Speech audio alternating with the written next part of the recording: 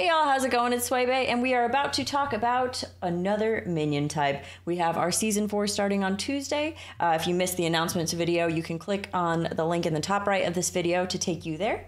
But otherwise, we've talked about Beast so far, we've talked about Dragon, we've talked about neutral minions. Let's talk about Naga.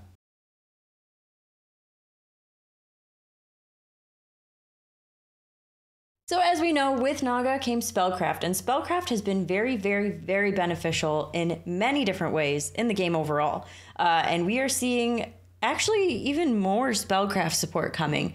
But first, let's talk about what's leaving. So it looks like our tier 1 and our tier 2 Naga are nice and safe. I was very happy to see the Shell Collector sticking around, especially after losing the Alley Cat. But we are seeing Eventide Brute move down to 3 instead of 4 now. And also on 3, we are losing our Shoal Commander. That's the +1/+1 for every other Naga.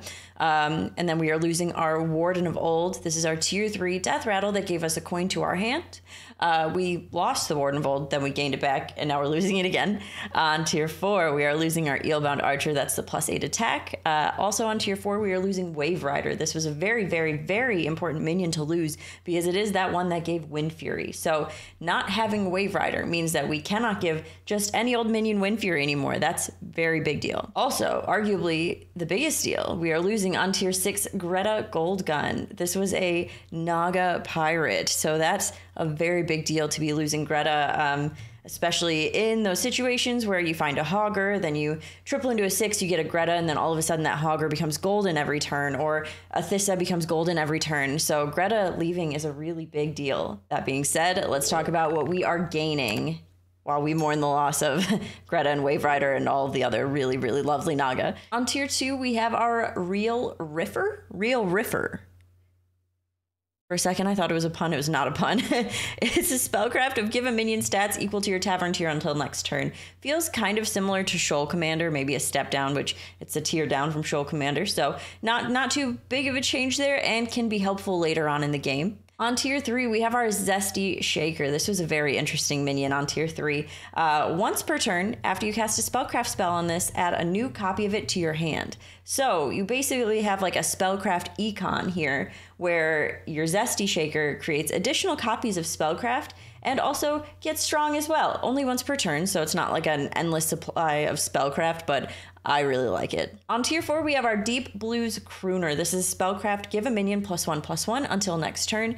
Improve your future Deep Blues. So this is a spellcraft that does gain every time it's used. The stat gain that is incremental is really interesting. Obviously, the earlier you get it, the better. The higher stats it gives later.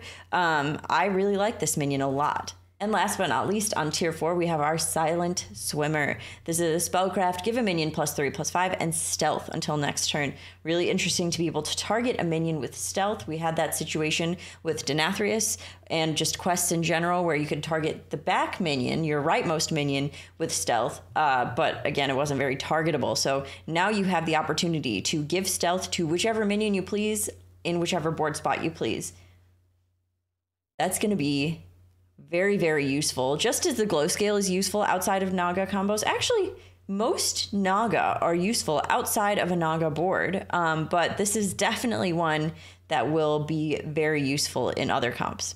So in general, I do think Naga is one of the more versatile minion types. Yes, you do end up building a very large board at the end of a Naga game. However, it does have these, as I just mentioned, very like supportive minions, so that you can run one specifically, or, you know, just you can kind of tech. Naga is like the tech minion type. You have your glow scale, your Silent Swimmer, you have your Deep Sea Angler. If you want a temporary taunt, say you're facing someone where you want a taunted Leroy, but you don't want a taunted Leroy for the rest of the game, you can use a Deep Sea Angler to taunt that Leroy. Overall, just a really useful minion type. And I really like these new additions. I think they're going to be really fun to play.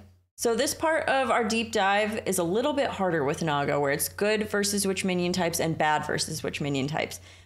Specifically because of what we just talked about, where it's, you know, a very tech kind of minion type. So of course, at the end of the game, you do have very large minions. So anything that is good against large minions, specifically undead, beast, things that can attack and then attack again with another large unit and then attack again with another large unit, that can just outscale just a chonky board, unless your board is just like extra chonky, extra large, then you're not really worried about it.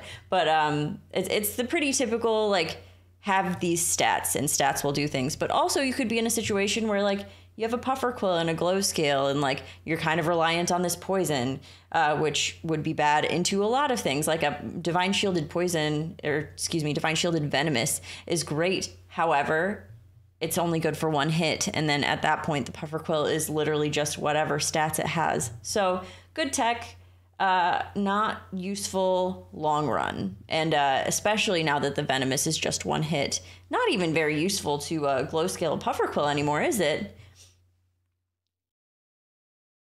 Now, Silent Swimmer on a puffer quill, that could be pretty interesting. Yeah, you get that one hit and you get to choose when it happens because it's stealthed. Oh, I do like that. Now, when we're talking about heroes that would do well with this minion type, of course, we're thinking of Queen Ashara. We're thinking of Lady Vash because they specifically are Naga heroes. But then I'm thinking like Lady Vash could be fun because you can just have like most of your board stealthy because why not? I'm really interested in the combo of the Zesty Shaker with the Deep Sea Crooner, where you can kind of double scale a Deep Sea Crooner. There's a lot of really fun new spellcraft play here, and I think that there's like I couldn't imagine a situation where there was more spellcraft support, but I feel like they did a good job of removing the minions that were not so relevant.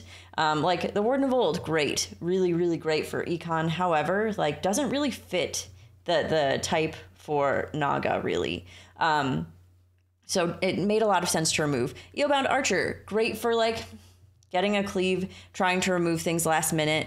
But again, it's just +8 attack. All of these are something that kind of impact future turns or can be useful in some respect, whether it's part of a Naga board or not. And as for bad heroes, it's our usual ones that summon things that benefit from summons, Terran, a Greybow, that kind of situation, because of course, and maybe even Lady V could be kind of bad depending on maybe you accidentally make the wrong thing permanent or something like that. But even then, that's just kind of like a, let's just be very careful when we play Lady V. Yeah, I just, honestly, I'm very excited to play Naga. And at first I was kind of like, okay, this is not the craziest thing I've ever seen, but honestly, I really think that this is a very cohesive minion type, and I'm stoked to play it. So thank you so much for watching. We will see you tomorrow with our next minion type. Bye, everyone.